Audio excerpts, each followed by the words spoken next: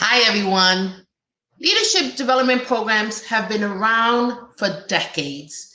So, why is focusing on leadership programs specifically for people of color important?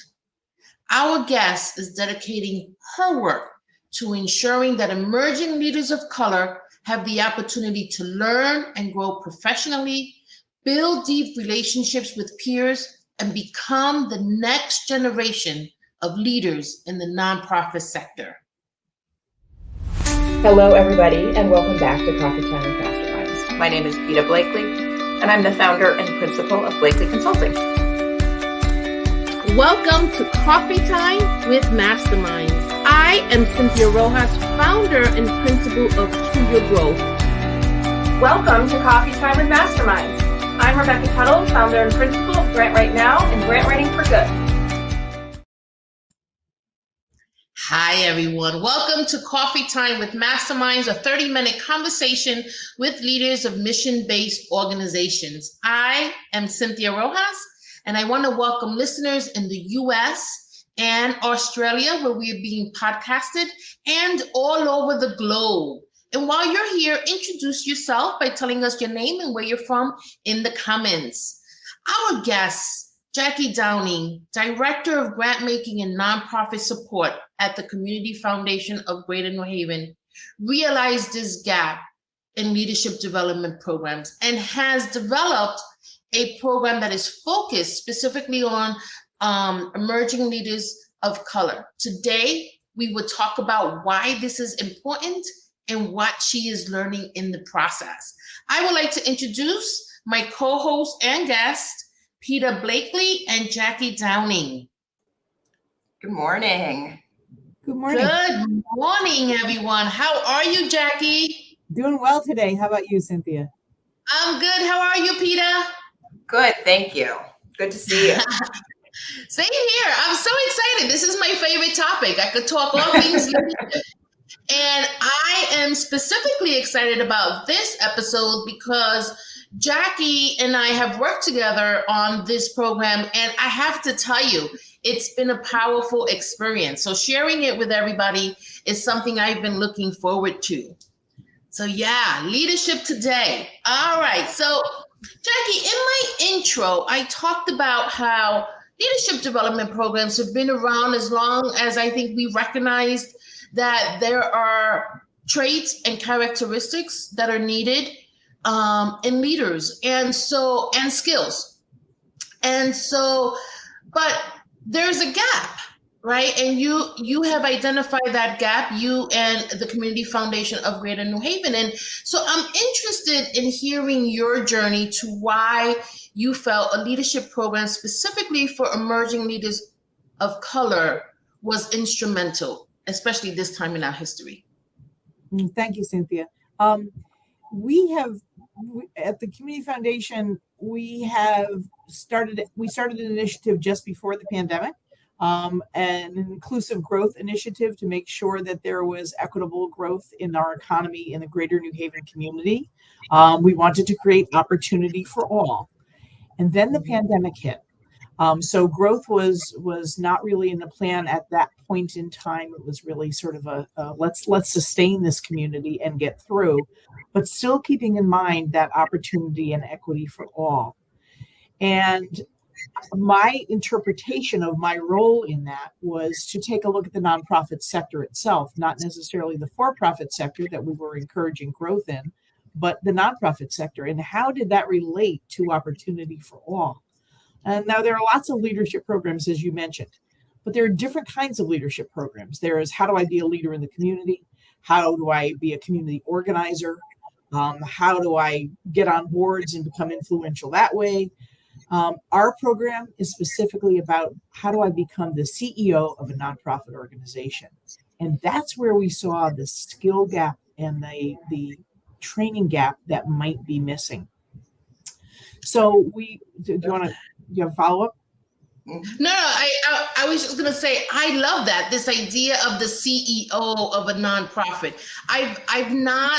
You're right, I've not heard leadership programs claim that. So I love it. I love Right, it. and ours is very specific. This is not how to make you a better leader or how to start your own nonprofit. This is how to get the big chair of an established nonprofit.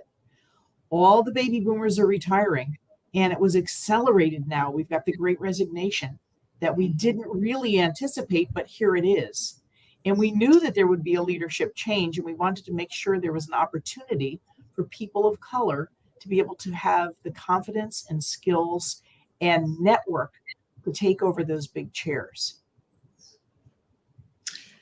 Yeah, so some people are going to ask, well, how do the white men learn how to be executive directors, or maybe more white women? How do the white women learn to be executive directors?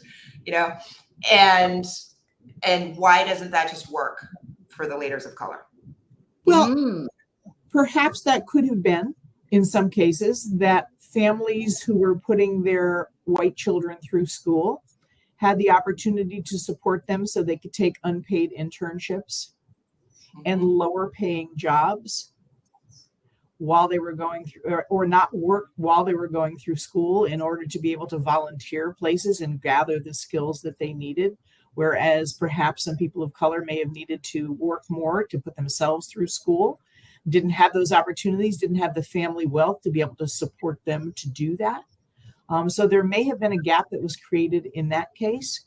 There may have also been the old network. You know, if I'm the executive director and a friend of mine that I went through school with wants to bring in their child to learn more, well, I'm going to give them a break. And there may not have been the network created for people to have those opportunities where they had a foot in the door from a relationship of a parent or themselves being able to get into a nonprofit.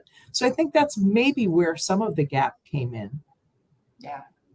Yeah, I'll tell you a little interesting story. The very beginning of leadership theory believed that leaders were born, and they were born out of great white men. Right? It's actually called the great man theory, right? Yeah. And so leaders were just they came to us like heroes. And and then we went into traits, and there's specific traits, right? And then there's specific characteristics. And it wasn't until probably 40 years, 50 years into the industry that somebody said, wait a minute, we can learn this. You're not just born a leader. And so now we're looking at leadership as a process versus a person, right? So the industry has definitely evolved. But back in the day, Peter, we didn't need programs because they were born. Right. And I'm going to push back a little on that, because I think some of it is inherent. Some of it is born in you. Mm-hmm. But I think people of color are born as leaders, in addition to white men, and women are born as leaders. In addition, it's the opportunity. And again, that's the opportunity for all. If you open the space and you allow a leader to be a leader and give them the confidence that they need to step up, then they're there. They're going to use their inherent skills. And then if you can supplement those with programs like the one we do, and with all the other leadership opportunities that are out there, then it gives them all that much more advantage. Yeah. And what makes this program focused on people of color? Like what is it about the program that makes that unique? I think it's the opportunity. So the benefit, I think, of making it uniquely for people of color is the safe space that it creates. It brings people in who have lived experience, the same basis of lived experience of what may have been the lens that they can look through life on. Gandhi said, be the change you want to see in the world, you wish to see in the world. This is giving them that opportunity, but it's giving it to them through their own lens of their own experience. Whereas if you are in a group of mixed race, somehow it defaults to the white culture. And Yeah. we didn't want that to happen. We wanted there to be able to acknowledge that there is a difference in the way that people are treated, in the way that paths are taken, and this allows them to have that safe space to talk through that. But it doesn't compromise on the fact that we need to move forward and acknowledge that and gain the practical skills that you need to be in that big chair. So it's sort of taking in both worlds and seeing how you can create that bridge. And the reflection time that we built into the program, which Cynthia, I think was your brainchild, the reflection time is critical for these folks to be able to process what they're learning and what it means to them personally and professionally and organizationally. They're looking at it in 3 levels. Yeah, so there is which I have not experienced in the past, but a very intentional reflection time. And we use that space to talk about what we've learned either that day or have learned, how can we apply it, or what have been the obstacles that we have faced in the space as a result of being part of a marginalized group of individuals. So that reflection has become really powerful, a really powerful part of the program. And I think for year 2, we have expanded that part so that there's actually more time for reflection, because we also get to talk about, well, this is great, but what does this mean when you're a person of color and you walk into a room and you automatically become invisible? Right? So thank you for teaching me all of this, but the world makes me invisible. And we get to have that conversation and in a great safe space. Yeah, and I think that's so important. Yeah. Jackie, Yeah. what has been the appetite from organizations and employers in the not-for-profit space for attracting these leaders? I think one of the other things that happened during the era of COVID was a renewed interest in racial equity and something of a crisis in diversity in the leadership of not-for-profits. So do you have organizations calling you and saying, we need help with our pipeline? All the time. Organizations are hyper aware that their leadership needs to reflect the constituency that they serve, or that their leadership needs to reflect the general population of our community. Even if they're not serving a primarily Black and Brown community, they understand that there are folks within this community that are people of color, and their leadership needs to reflect that. So I am hearing it constantly as far as board members. Many are looking for board members. We did a lot of research into that, and many of our boards are quite diverse. Looking at our last round of grant making, there were, I believe, 60% of our organizations had more than 30% people of color on their board already. There were many people of color who were leading the board. So we were pleased to see that some work has been done. And most are on their journey. We ask a specific question about what work they're doing in diversity, equity, inclusion, and belonging on the application. And most of them are doing, I would say all but one of the organizations, and it was a Black-led and Black-run organization, is doing specific work in that realm with their board and with their staff and with how they deal with the community. That's awesome. That's awesome. And I had a question and I left my mind. That's been my new mantra. I keep forgetting because I stopped writing down my questions. So another unique thing about this program, which I love, is that the presenters are almost all of them are people of color themselves. And what I have seen, oh my God, and this, I could not have predicted this, like people's eyes open in a very different way because they can now see themselves in the front of the room one day, right? And so we've had really, I mean, we have list of amazing presenters. And because there are also people of color that have also dealt with barriers, they come in already having that lens. And so we've had many of them come and say, you know what, we don't have a PowerPoint. We don't have the 8 steps to success. Why don't we have a conversation? And that just becomes powerful. It becomes powerful. So that's worked really well. And that is unique to this program because it's very intentional. Yeah. And Cynthia, I'd like to expand on that a little bit because you gave me credit at the beginning of this for creating this program. And certainly I was a part of the leadership, and the foundation was the driving force behind saying, let's do a program, figure it out.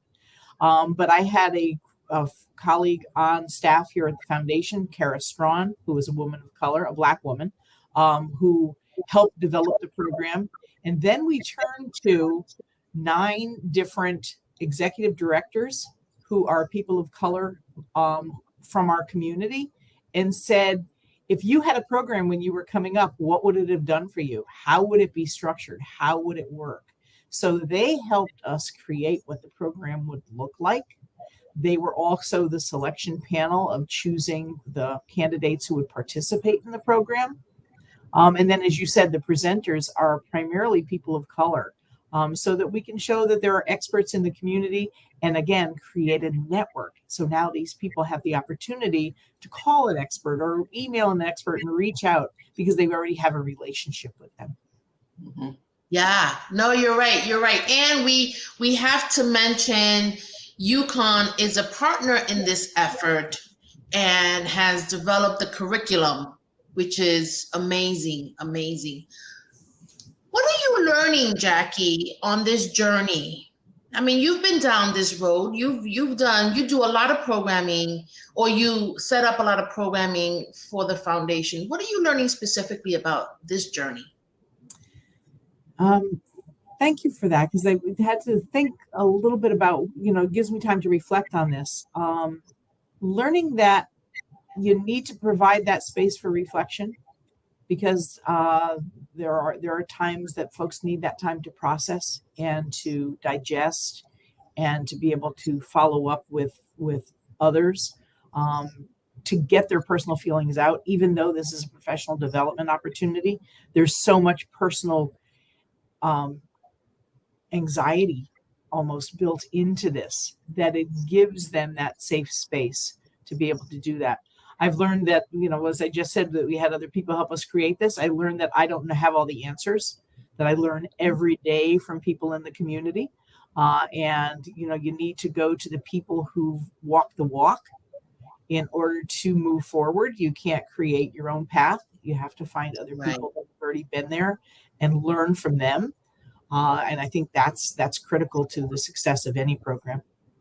Yeah, no, I would agree. I am learning a lot.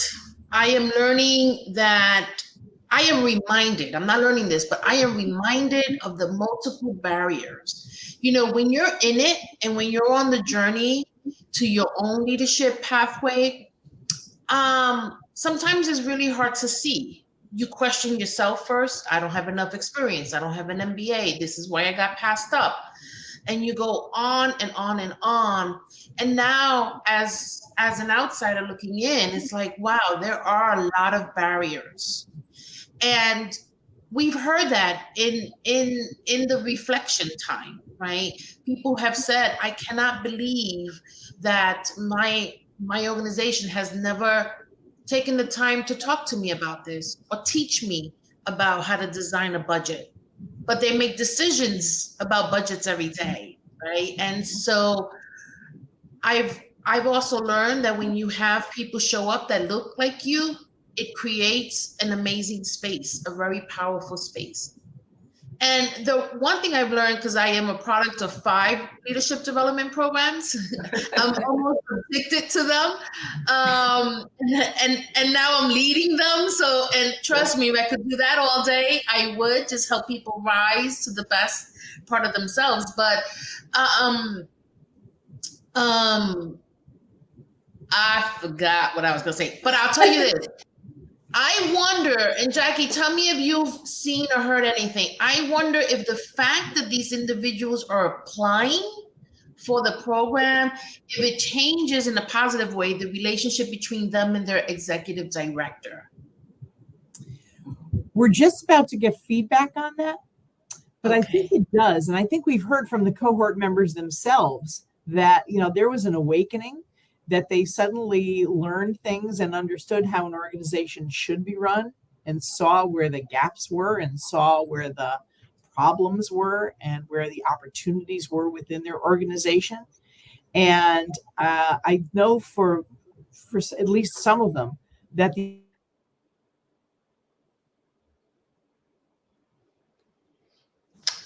Oh no. allow these new leaders to actually take on a leadership role and make changes within the organization. I hope that's true for all of them. I don't know, but I hope that's true for all of them, because they've picked up some amazing skills and they have great perspective and insight. And they're sort of straddling that. They're part of the community and they're part of the infrastructure. This gives them the opportunity to do both and make some real substantive change. And I love that opportunity for them. And it looks like they're being allowed the space to do that. Yeah. And what is the involvement of their employers in the participants' process? Do they apply through them? Do they get nominated by them, or do they just go on their own and say, "Hey, I want to do this thing"?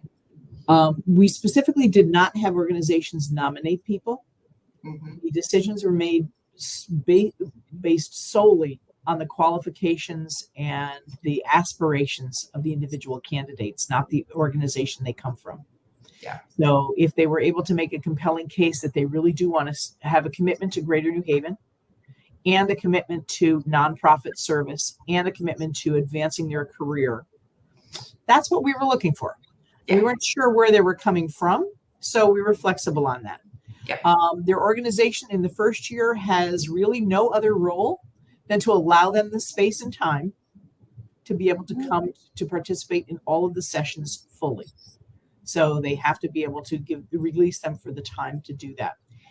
At the end of the first year, each of the organizations is obligated to do an organizational assessment. So we use the CCAT, the Core Capacity Assessment tool from TCC Group. They participate, they take that survey, board, staff, key volunteers take that survey, and then the cohort member becomes the organization lead on that, works with staff and board to help interpret the report that they get and create an action plan to implement change. And then part of the grant that we make to them is budgeted for them to actually have the resources to do something within the organization. So if it's buying equipment, training staff, bringing in a consultant, the organization has to give them the resources to do that from the grant that we make, and allow them the time and the access to the board and staff to be able to make those changes. So the organizations themselves, it sounds like they're going to really learn a lot about themselves through this process. We hope so. We hope so. And we hope, and every organization has a lot to learn from itself. The CCAT is not a report card. It's really just a snapshot, and it's perception. So the people who take the survey, they're sort of into intuitive questions that, what is your opinion about how strong your mission is shared by board and staff, things like that. So once those perceptions come through, most executive directors will find it as an affirmation of what they already know. But it's a great document to be able to turn back to the board and say, see, I've been telling you this for years. Yeah. We have something we need to do. In this case, it gives our cohort member an opportunity to be seen as a leader, right? To be able to develop that action plan, to develop the budget they need in order to do that, to make the contacts they need to make it work within the staff and externally. So it really gives them an opportunity to step up and be seen by their senior leadership and their board as a person who can affect change within the organization and move it forward. Yeah, and probably to see themselves, right? To be using the skills that they might have been developing in the program, and to see themselves as capable of effecting change in their organization. Right. We're hoping that this gives them an opportunity to use what they've learned. Yeah. Another thing it does is that it starts to build a network, and this is instrumental in leadership programs. I've mentioned that I've been to a bunch of them, and in all of them, I have built strong relationships that surpass like years and years after the program, and we are still partners and we consider ourselves colleagues, and there are people that I can call even 12 years later, and if I needed them, I know that they will be there, and that's really powerful. And what this program is doing is because every participant is a person of color. Jackie, what you're doing in essence is building a strong network of colleagues who are going to be the next generation of nonprofit leaders in the city of New Haven or greater New Haven. And that's worth every bit of this process. So another interesting thing I want to mention, because at first I was like shocked when this happened, and I went to Jackie and I was like, Jackie, we have people who are thinking about leaving their jobs and going into other roles, and don't they have a commitment, and what does that do to the organization? And Jackie, what was your answer? Because I was freaking out. That's exactly why we created this program. Yep. It was about mobility. It's not about being a better employee where you are. It's about mobility and taking over the leadership and being the change you want to see. Going to an organization where you can influence its board, its staff, its work in the community in a way that challenges where you want it to go. So that was exactly why we created this program. And the network creation is absolutely intentional. So every presenter that came in and everyone who's was on the selection panel and who helped us create the program has offered to be a mentor for our cohort members. We have a few of those relationships already set up and running. So they're going to make those phone calls and have that. And hopefully once the first year is complete, the first cohort will continue to meet on a monthly basis. The second cohort is starting soon, and they'll start in September. And at some point, at least once or twice during the year, we're going to bring the two cohorts together so that now that's not a network of 10, but a network of 20. Plus the panel, plus the presenters. So now we've got a network of maybe 40 people who have each other to rely on and can reach out to. You know, your question, Cynthia, is so interesting and sort of goes to what I see as, well, this is a foundation of the region. They work for the region, not the individual employers. And we're talking about changing the landscape in this area, right? And I think the point that Jackie was making was, well, we don't particularly care which organization they're in. We're changing all of the leadership in this area for the benefit of this area, which I think is really interesting. Right. Yeah. Yeah, and it shows how I've learned so much. Of course, I'm here thinking, no, this is a leadership program to make you the CEO of your organization. Jackie said, that's exactly what Jackie said. She was like, oh, that's exactly what I wanted to happen. And they didn't like leave New Haven. They left because they're working their way up. Right. And they're moving to nonprofits, which now makes a lot of sense. But at first I thought, everybody's leaving. This is not everybody. Well, if the organizations wanted to cultivate their own leadership of color, they would start internal programs. Right. Yes, I love that. And so a final thing is, because we're almost out of time, is that it is important for leadership programs to include the ecosystem as much as it can, right? So this program also involves the organization, especially during year 2. It involves other leaders in the communication and other leaders in the community. They are the ones that are teaching the workshops, right? So it's developing accountability on all levels, right? Jackie is saying to the seasoned leaders, we need you as mentors. You have something to give back and help the next generation. And then organizations are being told that, hey, we have to include these leaders and let them apply what they have learned into the organization so that the culture can begin to shift. So, Jackie, you have a gold mine here, and I can't wait to see the army that we build. We are just as excited about it. You know, we've learned from the first cohort about how to move forward. We're happy with it. Yes, yes. And any final words or to emerging leaders or to organizations, Jackie? Be open to change. Believe in yourself. Believe that you can do it, and find a network of people that will support you through that, both personally and professionally. Awesome, awesome. Peter, any learnings for you? This has been really, really fascinating. And I think I had some ideas of the points of resistance to the progress of leaders of color, but understanding how this program is designed, specifically targeting that and decentering whiteness and centering the lived experience of people of color, has been really eye-opening. Yeah, yeah.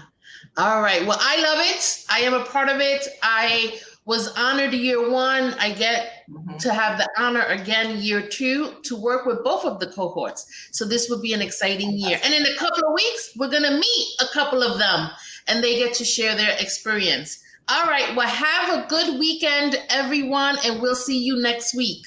Bye.